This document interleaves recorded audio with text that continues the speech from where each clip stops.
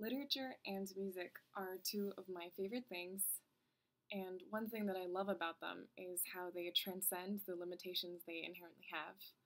Because there are only so many notes, but the different kinds of music we have in terms of classical music, jazz, pop, rock, all of these things, as well as, discounting different languages, there are only so many letters and so many words that are in popular use, but the different kinds of poetry and novels, nonfiction, any kind of genre that we have is so incredible, and it speaks so much to human ingenuity, and it's just always so astonishing to me that everything has the same building block, I guess, which is like us and atoms.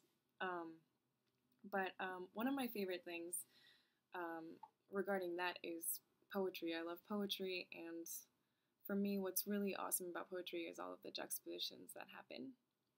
And I love a lot of poetry, but in the past few years, I've really gravitated towards haiku, and I write a lot of statuses that are haiku and that kind of thing. But it all stemmed from, I think, reading this one book. It was just some collection of haiku, and there was one in particular. I think his name is pronounced Isa, and I just found him to be so funny. And here are some of my favorites that I'll read. Washing the saucepans, the moon glows on her hands in the shallow river. Napped half the day, no one punished me. Step by step up summer mountain, suddenly the sea. What a moon! If only she were here, my bitter wife. I don't know. I was really delighted to see the irreverence of all of these haiku. And I studied a lot of poetry in my undergrad, and I love writing poetry as well. And the most impressive thing is juxtaposition. People who can use images and splice them together in a way that makes you feel something.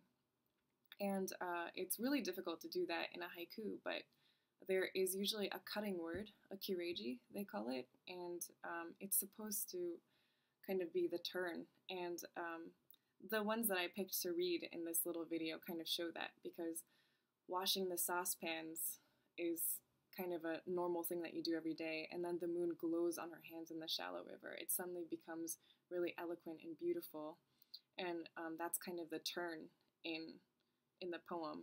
And then napped half the day, which sounds great, and then no one punished me is suddenly so childish and delightful. And step by step up summer mountain, suddenly the sea. You know, the poem even changed pace because you're thinking step by step, and suddenly everything opens up. The poem itself expands.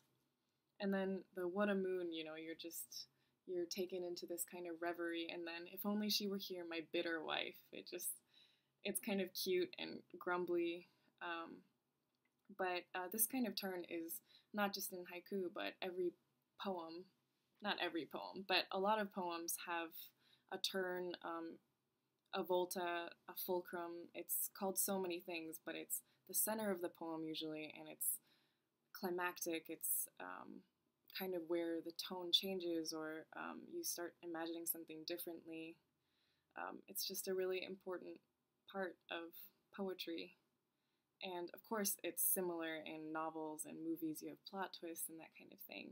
And I think that's really similar for me in music as well, because we have modulations where we go from one key to another, and the ways that we find our way back and that kind of thing is kind of the whole thing.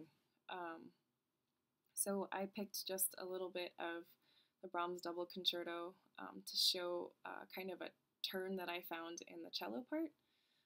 Two of my closest friends are playing it, so I'm listening to it a lot with them. And here are some really good people playing it.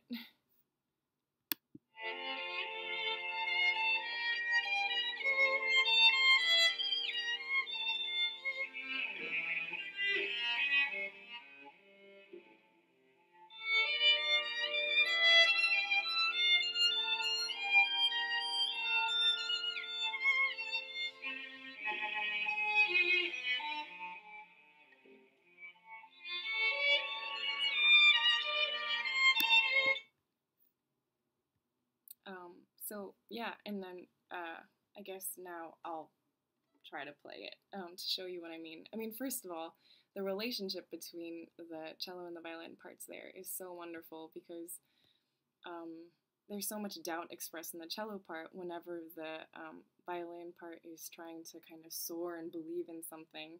You know, the violin part keeps going higher by range, and then the cello part just plunges immediately, almost interrupting that part. But at the end of each cello line, there's one note which is kind of like a turn or a kiregi or a fulcrum, which changes the atmosphere. And it's almost like the cellist is like, I don't know, and then, well, maybe. And it's cute to see how this whole phrase builds in that way. So here's the music.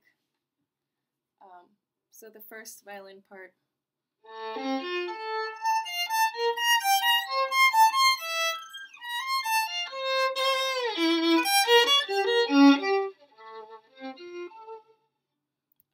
I mean, you see in that high G, and then that's the plummet I'm talking about, and then that's the turn, and then the violin tries again.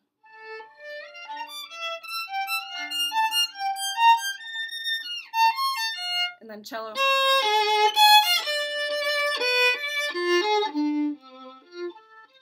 There's the turn. I messed up somewhere in there because I don't know how to read this clef. But anyway, that's what it is, and I thought that that was a cool connection between the two things that I love. Yeah, it's such a great concerto. I wish I could play it for real. Also, I'm sorry that I played the cello part also, and I will atone for that sin one day.